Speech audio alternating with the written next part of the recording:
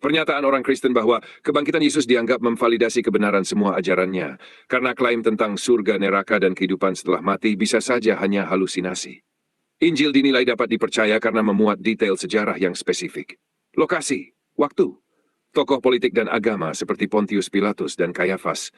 Jika kisah ini hanya karangan atau konspirasi, tidak ada keuntungan menampilkan Mesias sebagai sosok yang dipermalukan, padahal harapan Yahudi saat itu adalah Mesias sebagai pemimpin revolusioner. Jawaban, argumen orang Kristen tersebut melompat terlalu jauh dari klaim kebangkitan ke validasi seluruh ajaran Yesus. Itu logical leap, bukan pembuktian. Mari kita bedah pelan-pelan. Tidak sama dengan otomatis memvalidasi semua ajaran. Orang Kristen berkata, kebangkitan Yesus memvalidasi semua yang Yesus ajarkan. Ini asumsi, bukan kesimpulan logis. Kalaupun seseorang benar-benar bangkit, yang masih diperdebatkan, itu tidak otomatis berarti semua perkataannya benar, semua klaim metafisiknya valid, apalagi klaim ketuhanannya. Logikanya begini, mukjizat tidak sama dengan kebenaran teologis absolut.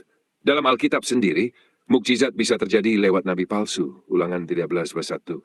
Maka kebangkitan jika benar perlu diuji ajarannya, bukan dijadikan kartu bebas kritik. Detail sejarah tidak sama dengan bukti kebenaran metafisik.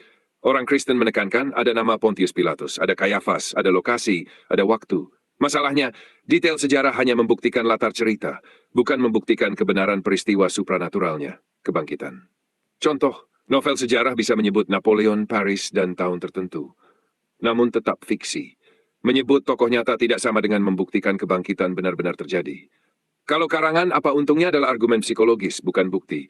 Ketiadaan motif pribadi tidak otomatis membuktikan kebenaran klaim. Faktanya, banyak orang mati demi keyakinan yang keliru. Orang bisa salah tanpa harus berniat menipu.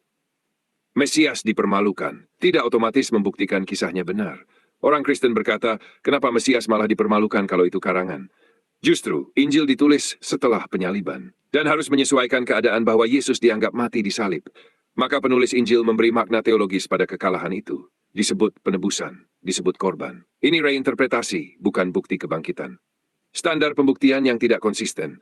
Orang Kristen menolak keyakinan Islam tentang surga, neraka, siksa kubur, dengan alasan semua bisa halusinasi. Namun di sisi lain menerima kebangkitan penampakan Yesus. Padahal bersumber dari tulisan abad ke-4 atas peristiwa abad ke-1. Ditulis oleh penulis anonim. Bahkan diakui oleh banyak sejarawan Kristen sendiri, bukan murid-murid Yesus.